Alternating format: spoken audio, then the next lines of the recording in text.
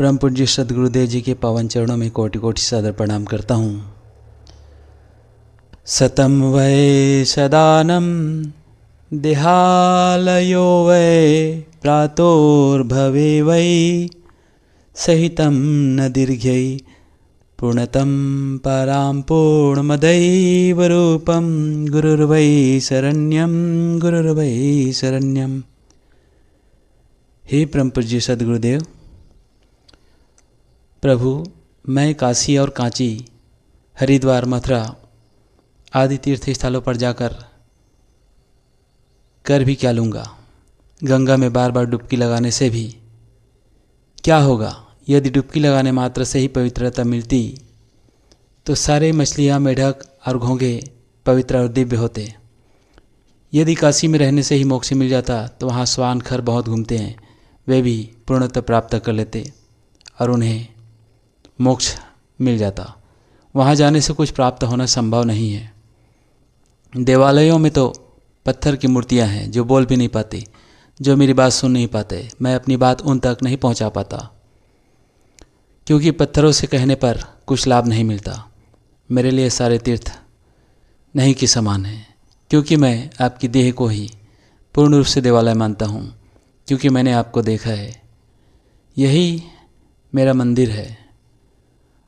आपके दोनों पैर इस देवालय के स्तंभ हैं। इन स्तंभों पर मंदिर टिका हुआ है। इस मंदिर में आपके प्राण रूपी, आपकी चेतना रूपी, आपका हृदय स्थल मंदिर का गर्भगृह है।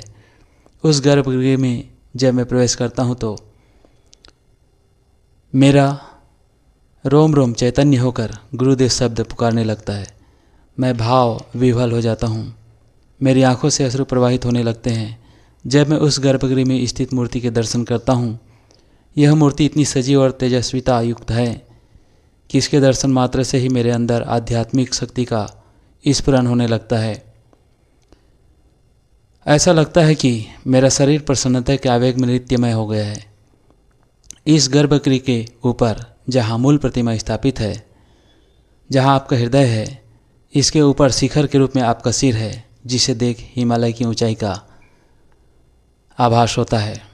आपका दर्पयुक्त सिर, आपका दैदिव्यमान सिर, आपका गर्व से उन्नत भाल, नेत्र, कर्ण, नासिका, मुख, जिह्वा और आपका चेहरा उस तीर्थ के समान है जिसके दर्शन मात्र से पवित्रता का अवगाहन होता है, पवित्रता का अनुभव होता है।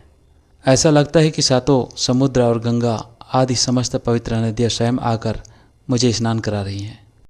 आपके नेत्रों से निकलने वाली कृपा दृष्टि का आनंद वही समझ सकता है जो आपके पास खड़ा होकर इस वर्षा में भीगा है। ऐसे व्यक्ति के समान धन्य कोई हो ही नहीं सकता। इस पवित्र मंदिर को छोड़कर मैं कहाँ जाऊँ। यदि मैं इस मंदिर में प्रवेश नहीं कर सका, इस मंदिर की सेवा नहीं कर सकता, तो मेरा सारा जीवन व्यर्थ है। क्योंकि इस मंदिर का दर्शन करने के लिए देवता भी तरसते हैं, अपने आप को न्यौछावर करने के लिए तत्पर हैं। हे गुरुदेव, आप किसी तीर्थ के पास जाने की आज्ञा मुझे मत दीजिएगा। ये सारे तीर्थ पानी का बहाव है, मछलियों का सागर है, खारा समुद्र है, केवल मात्र झील है। मुझे ऐसे निर्जीव तीर्थों में जाने की आवश्यकता नहीं है, क्योंकि यदि मैं समस्त तीर्थों का स्नान आपके नेत्रों से निकलती कृपा वृष्टि से कर सकता हूँ, तो फिर इससे बड़ा सौभाग्यशाली क्षण अन्य कोई हो ही नहीं सकता। वास्तव में मैंने पुण्य किया होगा कि मैं आपके सामने खड़ा हूँ।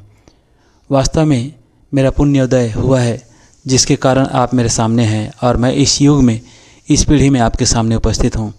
ऐसा इसलिए क्योंकि हे गुरुदेव, मैं आपकी शरण में हूँ, केवल और केवल मात्र आपकी ही शरण में हूँ।